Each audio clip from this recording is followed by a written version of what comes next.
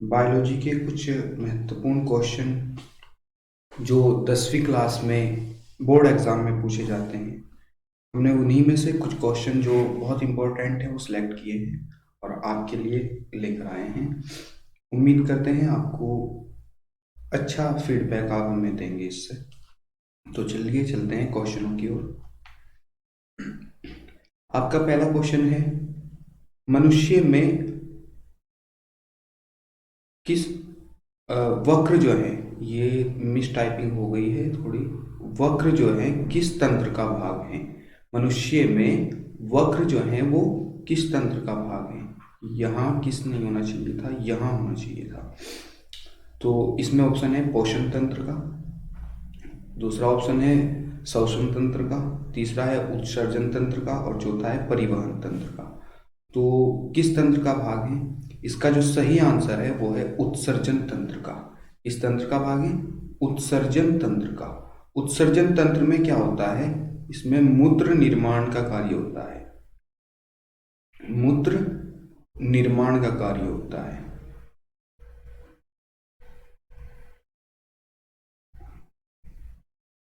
मूत्र निर्माण। ठीक है दोस्तों, तो ये मनुष्य में जो है वक्र तंत्र का भाग है। वक्र जो है मनुष्य में मूत्र निर्माण का कार्य करते हैं। इसके बाद नेक्स्ट क्वेश्चन आपका है, स्वपोषी पोषण के लिए आवश्यक है। स्वपोषी पोषण के लिए क्या चीज आवश्यक है ये हमें बतानी है। पहला ऑप्शन है CO2, दूसरा है क्लोरोफिल, तीसरा है सूर्य का प्रकाश और चौथा है उपरोक्त सभी। सबसे पहले ये जान लेते हैं स्वपोषी पोषण होता क्या है। स्वपोषी पोषण वह होता है जब पेड़ पौधे जब पेड़ पौधे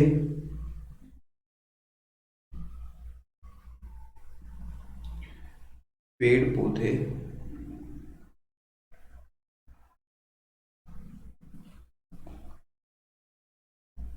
अपना भोजन स्वयं बनाते हैं। अपना भोजन स्वयं बनाते हैं तो उसे क्या कहते हैं? स्वपोषी पोषण कहते हैं। उसके लिए किस किस चीज़ों की आवश्यकता होती है? CO2 की भी आवश्यकता होती है, क्लोरोफिल की भी आवश्यकता होती है और सूर्य के प्रकाश की भी आवश्यकता होती है। और इसीलिए इसका जो सही आंसर है वो कौन सा हो गया? डी ऑप्शन इसका सही आंसर है। कौन सा ऑप्शन? डी ऑप्शन इसका सही आंसर है। स्वपोषी पोषण की जो क्रिया होती है, CO2 वायुमंडल से CO2 लेकर सूर्य के प्रकाश की उपस्थिति में क्लोरोफिल से भोजन निर्माण की जो क्रिया होती है उसे बोलते हैं प्रकाश संश्लेषण। क्या बोलते हैं? प्रकाश संश्लेषण। संश्लेषण।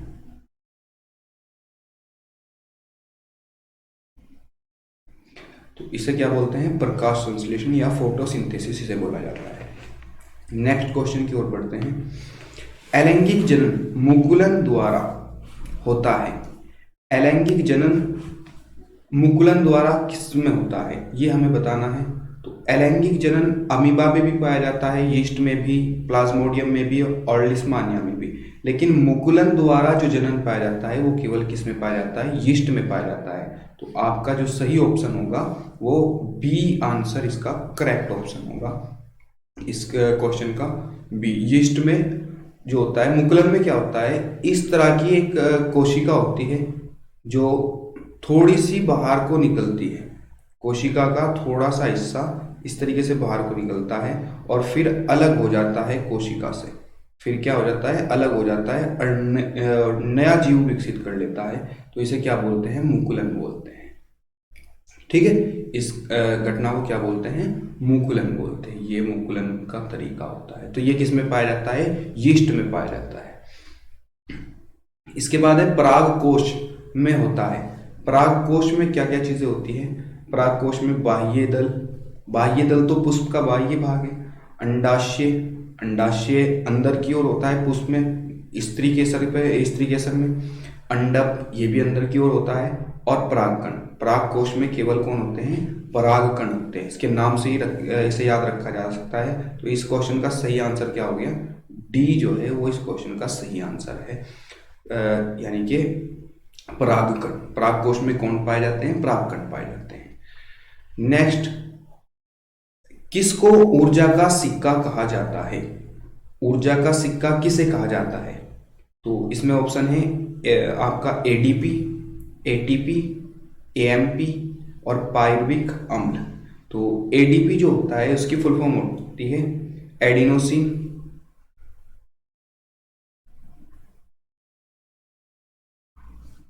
Diphosphate, diphosphate. और एटीपी की जो फुल फॉर्म होती है वो होती है एडिनोसिन ट्राइफास्फेट, एडिनोसिन ट्राइफास्फेट क्या फुल फॉर्म होती है, ठीक है। तो इस क्वेश्चन का जो आंसर है वो है सही आंसर एटीपी। इसी एटीपी को ही क्या कहा जाता है, ऊर्जा का सिक्का भी कहा जाता है। इसी एटीपी को ऊर्जा का सिक्का भी कहा जाता है। तो इसकी सही, ये आपका एटीपी जो है इसका सही आंसर है। क्वेश्चन इसका आंसर कौन सा हुआ, बी आंसर इसका करेक्ट है। नेक्स्ट, निम्न में से कौन सा केवल जंतुओं में पाया जाता है? निम्न में से कौन सा केवल जंतुओं में पाया जाता है? तो श्वसन पौधे भी करते हैं, जंतु भी करते हैं। तंत्रिका, यह केवल जंतुओं में पाई जाती है।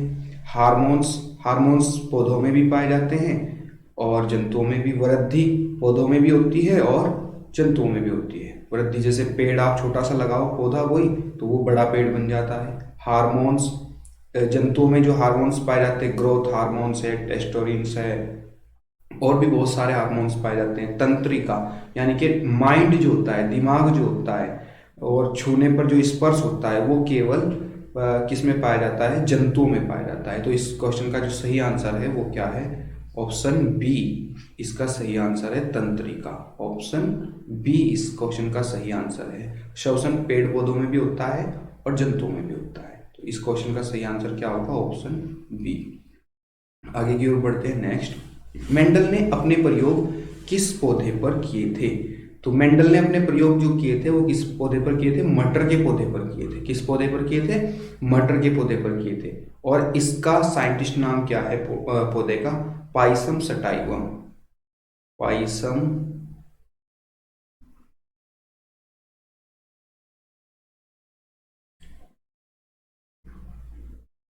सटाइवम।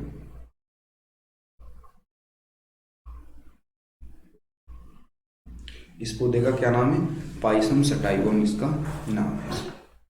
साइंटिस्ट नाम भी इसका पूछा जाता है, तो ये इसका साइंटिस्ट नाम है। आगे की ओर बढ़ते हैं। भोजन को निगलते समय इसे घाटी यानी कि वायु मार्ग में जाने से रोकता है। तो कौन रोकता है, एपिफेरिंक्स, एपिग्लॉटस, एल्वियोलाई या श्लेष्म आवरण। इसे रोकता है कौन, एपिग्लॉस्टस, एपिग्लॉस्टस जो हम भोजन जब करते हैं तो वो इसे वायु की नली में यानी कि सांस की नली में जाने से रोकता है। एल्वियोलाई क्या कार्य करती है, ये हमारे सांस की नली में बाल जैसी संरचनाएं होती हैं जो धूल धुएं के कणों को हमारे फेफड़ों तक जाने से रोकती है। और श्लेष्म आवरण क्या करता है, हमारी नली को चिकना करने में सहायता करता है। तो इस क्वेश्चन का जो सही आंसर है वो क्या है, बी है। क्या आंसर है सही, बी है। नेक्स्ट आगे की ओर बढ़ते हैं। निषेचन के बाद पुष्प का कौन सा भाग फल में बदल जाता है? ये बहुत इंपॉर्टेंट क्वेश्चन है, मोस्ट इंपॉर्टेंट है ये वाला क्वेश्चन, ठीक है। तो पुष्प का कौन सा भाग फल में बदल जाता है, तो इसका आंसर है अंडाशय। पुष्प का अंडाशय जो होता है वो किस में बदल जाता है, फल में बदल जाता है निषेचन के पश्चात। आगे की ओर बढ़ते हैं। फेफड़ों में शुद्ध रक्त आता है, फेफड़ों में शुद्ध रक्त कहां से आता है ये हमें बताना है। दाएं अलिंद में, बाएं अलिंद में, बाएं नीले में या दाएं नीले में। तो फेफड़ों में जो शुद्ध रक्त आता है वो कहाँ आता है, बाएं अलिंद में आता है। कहाँ आता है, बाएं अलिंद में आता है। पल्मोनरी शिरा रक्त लाता है। पल्मोनरी शिरा जो होता है वो रक्त लाता है फेफड़ों से हृदय में। कहाँ लाता है? फेफड़ों से हृदय में रक्त लाता है। और वो रक्त कहाँ आता है? अभी बताया मैंने, बाएं अलिंद में आता है। कहाँ आता है? बाएं अलिंद में। ये पल्मोनरी शिरा जो होता है उसमें उसके द्वारा रक्त आता है फेफड़ों से हृदय में, और ये बाएं अलिंद में आता है। पुष्प के स्त्री केसर के मध्य भाग को क्या कहते हैं? देखो, वर्तिकाग्र जो होता है वो पुष्प के स्त्री केसर का मध्य भाग नहीं होता, बल्कि ऊपरी भाग होता है।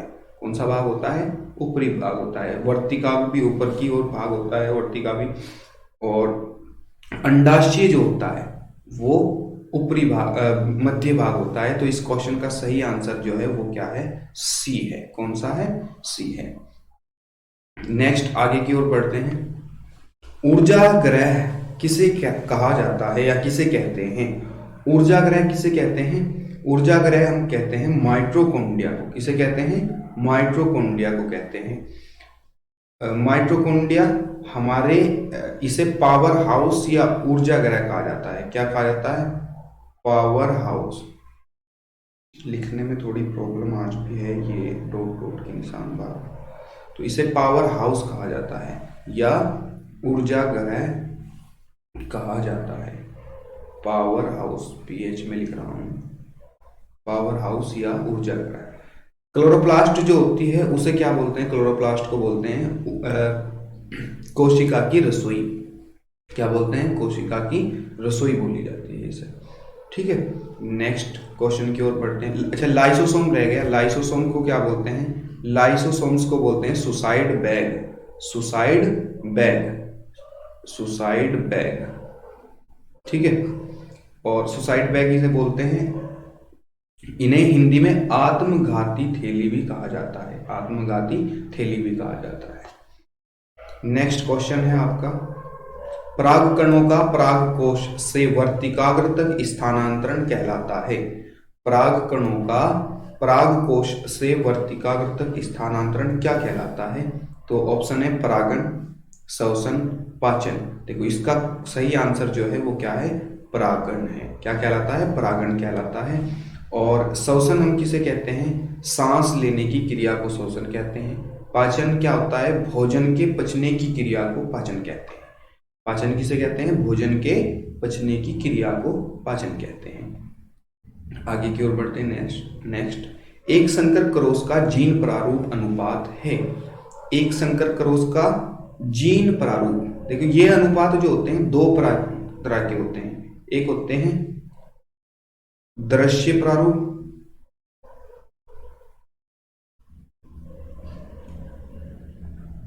दृश्य प्रारूप,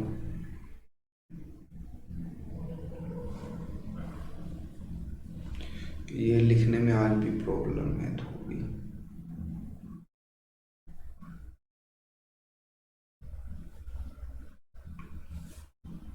दृश्य प्रारूप और एक होते हैं जीन प्रारूप।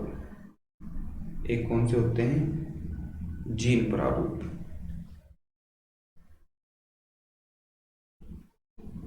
ठीक है, तो जीन प्रारूप जो होता है एक संकर क्रॉस का, वो क्या होता है? 1:2:1। क्या होता है? 1:2:1। और जो दृश्य प्रारूप होता है वो क्या होता है? 3:1। दृश्य प्रारूप क्या होता है? 3:1 होता है। नेक्स्ट क्वेश्चन की ओर बढ़ते हैं। हीमोग्लोबिन महत्वपूर्ण भूमिका निभाता है। हीमोग्लोबिन क्या होता है? हीमोग्लोबिन हमारे ब्लड में एक लौह युक्त हीमोग्लोबिन प्रोटीन के साथ मिला हुआ लौह युक्त भाग होता है जो वायु को अंगों तक पहुंचाने का कार्य करता है। तो ये श्वसन में महत्वपूर्ण भूमिका निभाता है। किसमें? श्वसन में महत्वपूर्ण भूमिका निभाता है। और इसमें हीम नामक तो क्या होता है? लौह युक्त पदार्थ होता है। और ग्लोबुलिन प्रोटीन होती है। कौन सी प्रोटीन होती है? ग्लोबुलिन प्रोटीन होती है। आगे की ओर बढ़ते हैं। निषेचन के दौरान पराग कण से निकलने वाली पराग नलिका किसके द्वारा बीजांड में प्रवेश करती है? यानी कि निषेचन जब होता है तो उसके द्वारा एक पराग कण से पराग नलिका निकलती है, वो किसके द्वारा बीजांड में प्रवेश करती है, तो वो करती है अंड द्वार के द्वारा। कौन सी, किस कोशिका के द्वारा, अंड द्वार के द्वारा। यानी कि इस क्वेश्चन का जो सही आंसर है वो क्या है, डी है। नेक्स्ट आगे की ओर बढ़ते हैं। एक खाद्य श्रृंखला आरंभ होती है या प्रारंभ होती है, तो खाद्य श्रृंखला हमेशा कहाँ से प्रारंभ होती है, उत्पादक से प्रारंभ होती है या उत्पाद से प्रारंभ होती है। कहाँ से प्रारंभ होती है, उत्पाद से। खाद्य श्रृंखला क्या होती है, देखो आपने देखा होगा खाद्य श्रृंखला एक चेन होती है, फूड चेन जिसे बोलते हैं। इसमें सबसे पहले जो उत्पाद होते हैं, यानी कि जो हरे पेड़ पौधे हैं वो हरे पेड़ पौधे हैं वो उगते हैं, उन्हें कोई प्राथमिक उपभोक्ता खा लेता है। जैसे कि जंगल में घास उगती है, तो उत्पादक में क्या हो गया, घास हो गई, घास। ठीक है, घास को किसने खाया, घास को खाया बकरी ने। किसने खाया, बकरी ने खाया।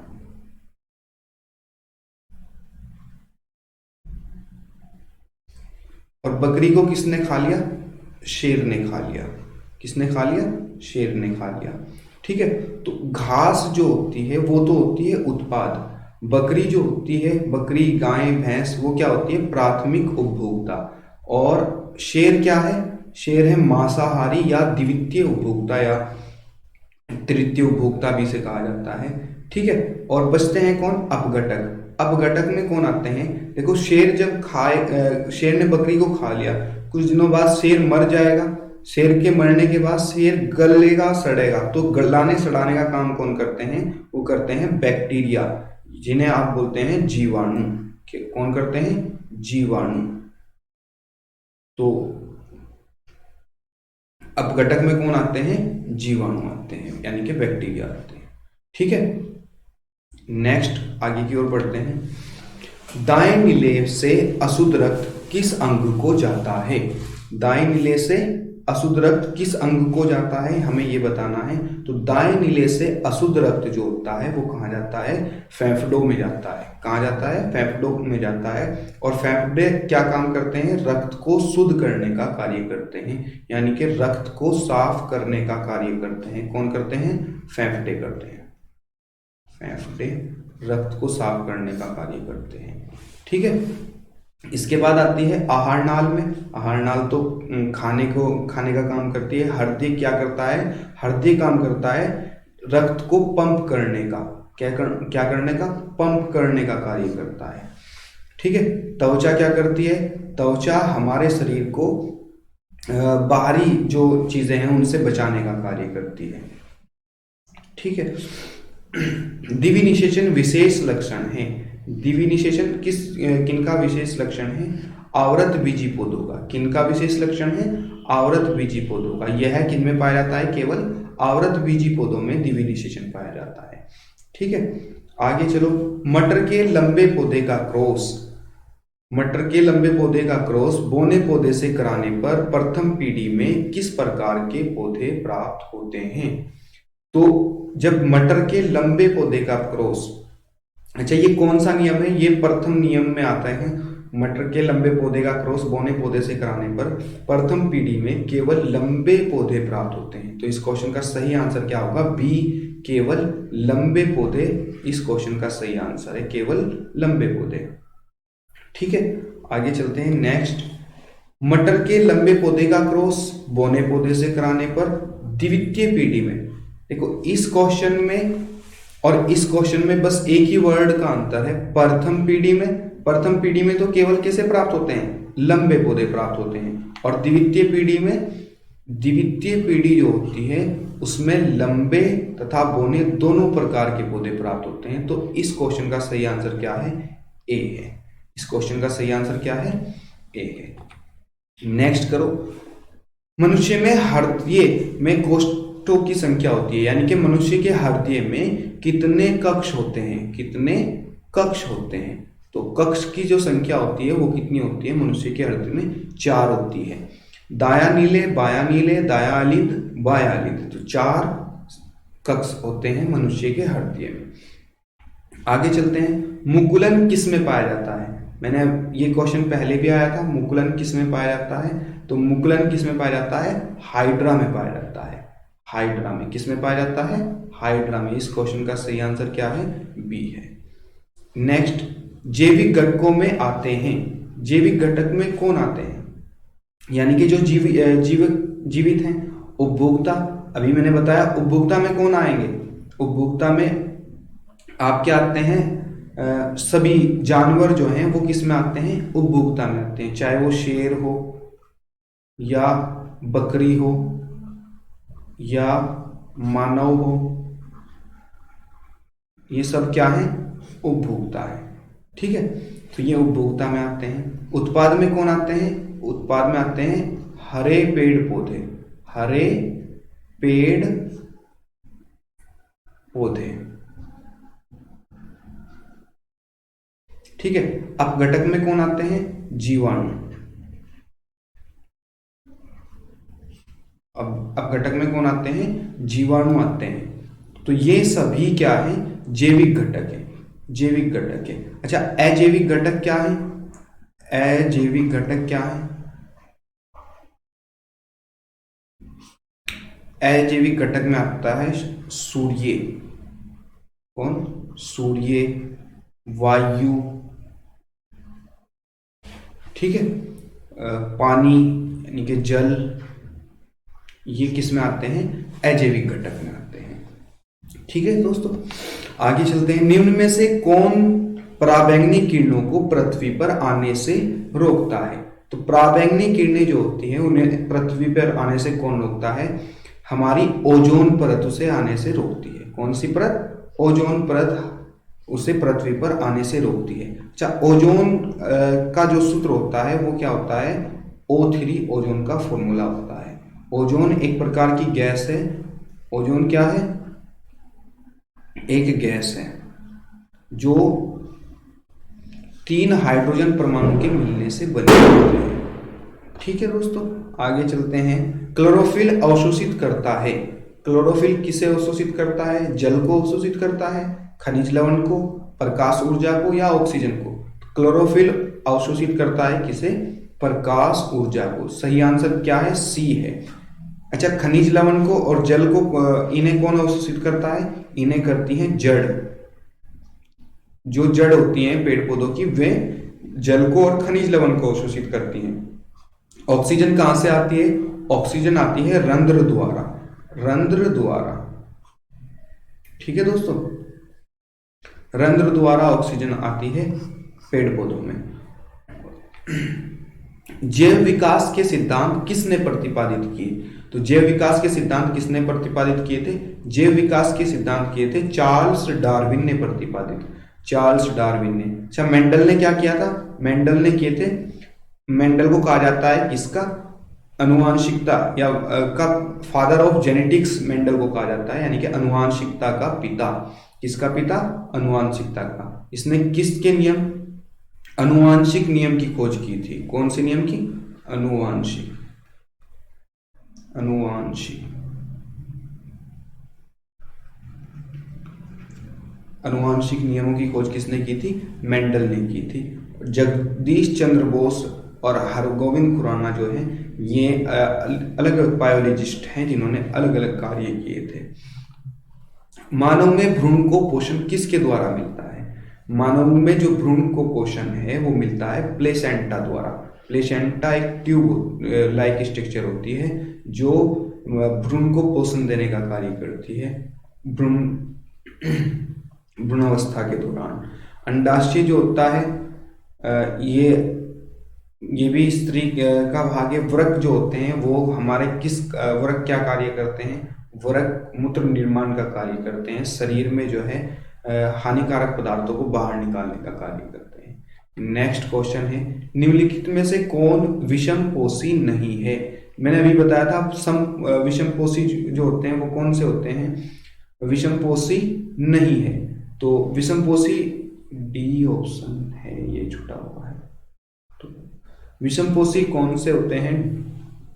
विषमपोषी में होते हैं जो दूसरों के ऊपर रहते हैं और उनसे भोजन भी प्राप्त करते हैं और उन्हें नुकसान भी पहुंचाते हैं। जैसे जूं होती है वो एक तरह की विषमपोषी है, पैरासाइट्स जो होते हैं वे विषमपोषी होते हैं। इसके अलावा इसी तरीके से फफूंद भी जो है विषमपोषी है, फीताकृमि भी विषमपोषी है, यीस्ट भी जो है विषमपोषी है।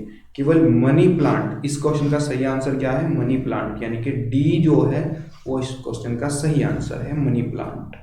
ठीक है दोस्तों, आगे नेक्स्ट, मानव में गुणसूत्र की संख्या कितनी होती है? मानव में गुणसूत्र की संख्या कितनी होती है? ये तो बड़ा आसान सा क्वेश्चन है, 46। और गुणसूत्र कितने प्रकार के होते हैं? 2 प्रकार के होते हैं।